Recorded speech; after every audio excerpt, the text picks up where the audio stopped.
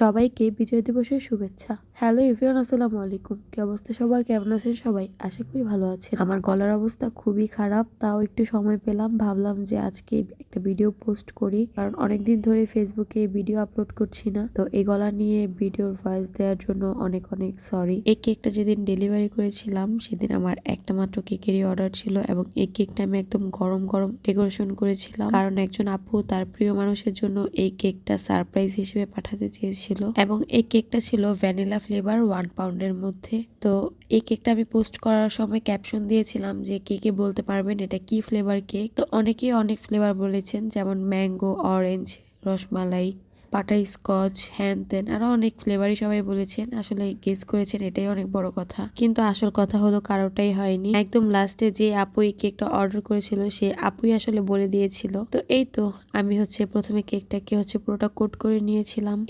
এই কেকটা নিয়ে আপুর প্রায় 6 বা 7 নাম্বার কেক হবে আমার কাছে অর্ডার করেছিল আপু। তো আপু যখন কেক অর্ডার করে একটু ইমার্জেন্সি ভাবে অর্ডার করে, যার কারণে আমি আস্তে ধীরে কাজ করতে পারি না। কিন্তু এই কেকটাও আপু ইমার্জেন্সি ভাবে অর্ডার করেছিল, এবং সেদিন আমার কোনো কেকের অর্ডার ছিল না, যার কারণে একদম আস্তে ধীরেই আমি এই কেকটা রেডি করেছিলাম। আপু যেরকম ডিজাইন দিয়েছিল আমি ঠিক সেরকমই ডিজাইনটা করেছি। আমি কেকের উপরে পাইপিং জেলটা ইউজ করেছি, এবং সবকিছুই একদম হোমমেড। আমি হোমমেড ছাড়া কোনো কিছু ইউজ করি না। তো এই পাইপিং জেলটা দেওয়ার কারণ হলো এই কেকটার যে ডিজাইনটা ছিল এটাও কিন্তু পাইপিং জেলই দেওয়া ছিল, এবং পাইপিং জেল দিয়ে কেকগুলো বানালে কিন্তু দেখতে অনেক বেশি সুন্দর হয়। এবং এই অরেঞ্জ কালারটা আমি 2টা কালার মিক্সড করে তারপর বানিয়েছিলাম। রেড এবং ইয়েলো কালারের মধ্যে অল্প পরিমাণ রেড কালারটা দিলেই কিন্তু এই কালারটা আসবে। আপনারা যদি এই পাইপিং জেলটার রেসিপি জানতে চান অবশ্যই এই পোস্টে নিচে কমেন্টস করবেন। তো এই তো আমি প্যালেট নাইফ দিয়ে এই জেলটাকে একদম সেট করে দিচ্ছিলাম, এবং আমি এরপর একটা 1M নোজেল দিয়ে এখানে ফ্লাওয়ার দিয়ে দিব, এবং এখানে যে চকলেট টপারগুলো ছিল সেই টপারগুলো ছিল অরেঞ্জ কালার। তো হোয়াইট কালারের মধ্যে আমি একটু ইয়েলো এবং একটু রেড কালার মিক্সড করে এই কালারটা বানিয়েছিলাম। তো এরপর আমি লাস্টে কিছু সুগার বল দিয়ে দিব।